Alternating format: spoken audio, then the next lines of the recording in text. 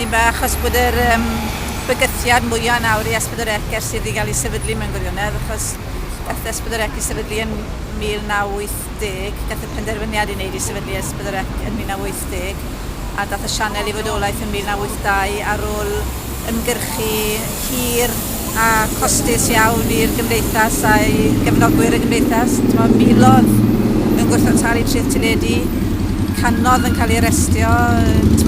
degau yn mynd i garchar, lan i hynod 3 blynedd o garchar yn ystod yr ymgyrch, a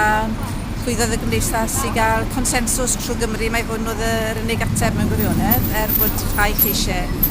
oedd yn gwrthwynebu, ond ar y cyfan oedd pawb o blaid a dde'n manifesto'r pleidiau, oedd y Tories yn y etholiad 79 wedi addo sefydlu sianel Gymraeg, ond wedyn wnaethon nhw renego ar ei heddewid a wnaethon nhw penderfynu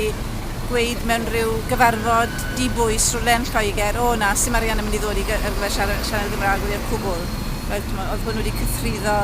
pobl Cymru a dilyn yr ymgyrch a bygythiad yn had Gwynfor i ymfrydio. Daeth yr sianel, wnaethon nhw ildio, Margaret Thatcher ildio yn y diwedd. So mae'r frwydr wedi bod yn hir iawn.